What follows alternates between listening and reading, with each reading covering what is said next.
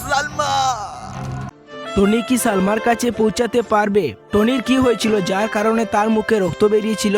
সালমা টনিকে কেন এত ঘৃণা করে? সালমা কি টনিকে ভালোবাসবে? প্রেম আমার নাটকের পার্ট 2 কি হতে চলেছে এবং পার্ট 2 কবে আসবে? তো হ্যালো বন্ধুরা, আমি অমিত, আপনারা দেখছেন পল্লিগ্রাম এক্সপ্লেন ইউটিউব চ্যানেল। আজকে পল্লিগ্রাম টিভির আরেকটা নাটক নিয়ে চলে এসেছি।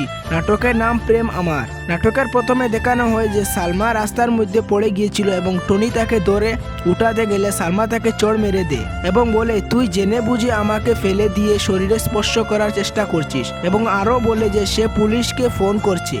তারপর টনির বন্ধু সালমার কাছে ক্ষমা চায় এবং ক্ষমা চেয়ে তারা চলে যায়।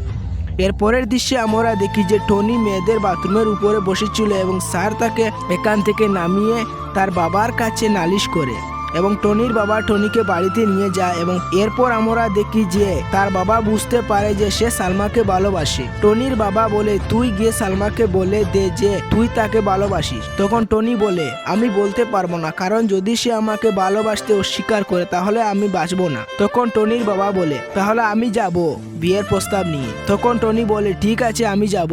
এর পরের দৃশ্যে আমরা দেখি যে সালমাদের লোনের জন্য তাদের বাড়ি ছাড়তে হয় এবং তারা তাদের মামার বাড়ি কলকাতায় চলে যায়। এইদিকে টনি এসে দেখে তাদের বাড়িতে তালা লাগানো আছে। সে পাশের বাড়ির ভাবির কাছ থেকে জানতে পায় যে তারা কলকাতায় চলে যাচ্ছে। এই খবর শুনে সে দৌড়াতে দৌড়াতে বাস স্টেশনে যায়। গিয়ে দেখে সালমা বাসে বসে আছে। যেই সে ডাকতে যায় তেমনই বাস ছেড়ে দেয় আর টনি এখানে পড়ে থাকে। তো বন্ধুরা, আপনাদের কি মনে হয় টনি কি সালমাকে কাছে পাবে? আপনাদের মতামত কমেন্টে জানাবেন। আর ভিডিওটি ভালো লাগলে ভিডিওটি একটি লাইক করে দিবেন। দেখা হচ্ছে পরবর্তী কোনো ভিডিওতে। ততক্ষণ ভালো থাকবেন, সুস্থ থাকবেন।